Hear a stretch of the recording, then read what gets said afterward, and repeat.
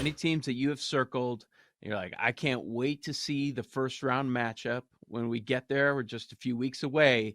And, as a side note, for these teams that you're going to talk about, would you bet on them now? Or would you say, you know what? Let's just wait because the number's probably not going to change in the next couple weeks. And then if we wait, we're a little patient with it. We're going to get the path and see if we do want to bet on them. Yeah, there's certain teams like I would buy Final Four tickets on now for like an Iowa State for certain. Like that team's Mm. locked into a 2 seed, I think, and they're going to be a team that has the defense to be in every single game, and they also can play up tempo with their offense with guys like Lipsy who run the floor. So like Iowa State team is a team like I'd be willing to lock in right now for a Final Four ticket as far as winning it all. The long shots, it's risky because while it is more wide open this year, I do think Houston and UConn can certainly run the table. And I hate picking 1 seeds. I never pick 2 1 seeds to make the Final Four, to make the NCAA championship, but this could be the year that we look at that. When it comes to sleepers, though, to make a run, I think a team like the Florida Gators are built really well to be able to shoot their way from behind, also run teams out the gate in the first half and get large leads. So, and they've been shown that whoever they play, they can keep up with. Washington State, obviously, everyone now has been turned on to them since they've swept Arizona, but they've also shown a willingness to be able to win on the road. Yeah, they did have a letdown spot against Arizona State. Disappointed I didn't give that out on Saturday, but I think Wazoo is a team down the road that's certainly going to give a lot of teams problems with the way they match up with. Some teams I'm looking to fade. First round exit, Virginia. I mean, oh my goodness, what happened to this offense? It was bad for 2 years, but it's atrocious now. That team, depending on who they get matched up with, is out in the first round. And Gonzaga, another team that I've loved for 3, 4 straight years at NBC, they're Yes. going to be a first round fade for me for sure. I mean, they don't have it No. together. While they did beat Kentucky, Yeah. Dang. yeah, I mean, while they beat Kentucky, it stung. That It's team is one of my done. favorite Uh, sleepers. Vaughn, what are we doing? no, Listen, no, you're that the that one on a train has left heater. the station.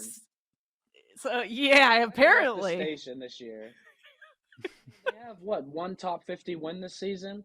I mean, they've been dropping games to their conference. They're not going to win their conference. I don't think they're going to win their conference tournament either. But that's a majority of the teams I'm looking at. Of course, a Marquette, a Baylor, and I'll say Illinois. Illinois is your best bet to win the Big Ten tournament. Don't take Purdue. So I think the Fighting Ah, Illini is secretly a sleeper as well. Wisconsin smells like another 5 that is just bound to lose to a 12. And again, I don't know what that means for Agreed. tonight against Indiana, but like I don't that's one I don't trust either. Laying 4.5, 4.5 on the road at Indiana. Indiana, you mentioned it the other day, Joe. Indiana's not a very good basketball team, but they're always this is one of those spots where the Hoosiers rise up and they make everybody else mad because we thought, oh, Wisconsin, it's only 4, it's on the road. But I do question those teams that are starting to feel secure in their tournament bid at this point against teams that have more to play for. To your point about the 5-12, it's just the nature of the beast. I think every 5, they're so flawed. And now these teams are closer than ever before. I mean, and it's always been the case. Okay, pick your 12-5 upsets, pick your 12-5. And then you look at the point spread sometimes and it's barely an upset and the line's 2 or something like that. A couple of other 5s projected are in action tonight. Kentucky's a 5 right now. People love them. I love them. Put up 117 over the weekend. And I think this is still, let me see if where we're at now, but I was looking earlier this morning. They're a 4-point dog at Miss State. Boy, they're like, I feel like they're like sucking me in with that one because they know so many bettors love to bet on Kentucky. Yeah, I do see 1-4 out there, mostly 3.5. No, a few 4s, mostly 3.5s.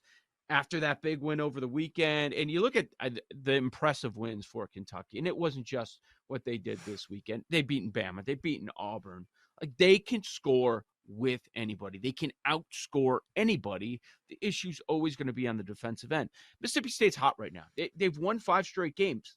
However, as good as they are at home, 11-2 on the season, this 5-game winning streak, Aaron, it's not against anybody. None of them are top 70 teams. So I'm like, I know I shouldn't, but I really want to take Kentucky in the points.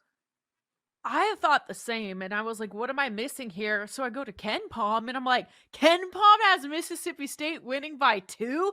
These 2 teams played back in January. That final, Kentucky won 90-77. Now, I get it. Probably can't look too far into that. It was back in January. Both of these teams are playing different. Mississippi State is really good at defending the 3, but it just seems like you're paying a tax here for the home court advantage or something. Like, Yeah. I think the Kentucky is a better team, and I'm not that worried about it. I think I want to back Kentucky. I think all the numbers would tell you that this is a letdown spot. Mississippi State's the right side. I was really hoping for 1.5, so 3.5 feels like a little bit of a stay away for me. You know, I've been looking at the total a little bit for this one too, because it feels like Kentucky just suckers you into playing their style. And the last time that these two teams played, this cruised over. I think it was 167 is what it finished at. And so that would cruise over what the line is right now.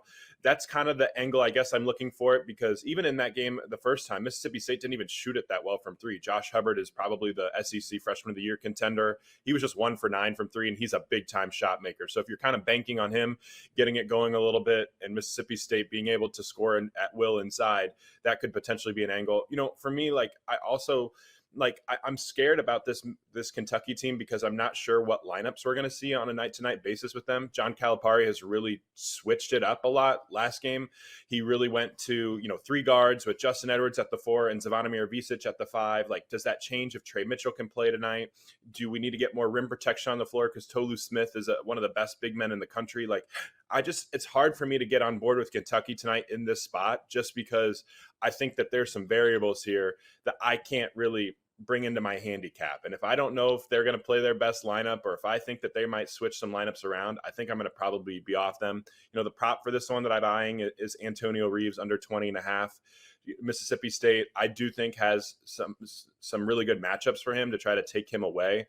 They didn't do a good job of it last time in their first matchup, and we know that this Kentucky offense, they just have so many mouths that can feed. So Antonio Reeves, low usage player, 20.5 is a pretty elevated number on the road. That might be a decent spot for an under if you kind of expect some of the other Kentucky guards to get going a little bit. Isaac, this Kansas BYU number probably inflated. Sometimes when it comes to Allen Fieldhouse, you don't care that it's inflated. Coming off this weekend, just destroying Texas. We all know about the big home court advantage that the Jayhawks have there, and BYU really struggling on the road. They're a bet on team at home. They're a bet against team on the road. What do you think about the Jayhawks being favored by 6.5 tonight? This is another spot, I think, with BYU all year long where it's like, hey, if they make threes, they win. And if they don't make threes, they lose. And I hate to make it that simple, but that's just what it is. Against Kansas, though, teams have been really comfortable from 3 against them. Like when I watch Houston will give up open threes. And I love the unguarded catch and 3 stat. Like that's one of the stats I like to look at. But an unguarded catch and 3 stat against Houston is way different than an unguarded catch and shoot 3 against Kansas, because Houston is just flying out at there. And so if you've watched Kansas a lot this year, they allow teams to get comfortable from 3. I wouldn't be surprised if BYU sticks around in this game for a while, because this group can really get it going from downtown, and they have interior size that can match up with Hunter Dickinson. And I don't know if Kevin McCullough is going to play as well. That's another big-time factor. Kansas's numbers, their net rating with Kevin McCullough on the floor has been so much better so far this year. So all of that to say, like, I think I might be on BYU tonight. If I could get it at 7 or 7.5, I would love it. 6.5 a little bit tight, but I think BYU's in a setup to be, pretty frisky tonight, just because the threes, I think they will get there, and they're going to have really good looks. And if they go in, they can hang with a Kansas team that we know, like, Kansas isn't going to shoot a lot of threes.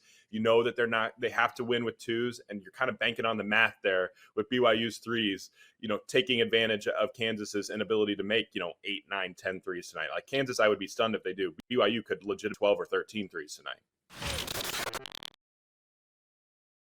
So my first thought was, with the line about how's your friend going to lose it all, a random WNBA game, my first thought was Jake with college baseball. That's how it's going to happen. That's it? All right, college you know baseball. what, Chris? Are we Double beefing? down. Like, what's going on here, man? It's Yeah. been one Yeah. week of college baseball. 1 week, You're and fair- how many you're big fair wins game do in we this. have? Yeah. Fair game in this. How many segment. big It's fair wins? game. We got until June, pal. We got 4 more months. Okay.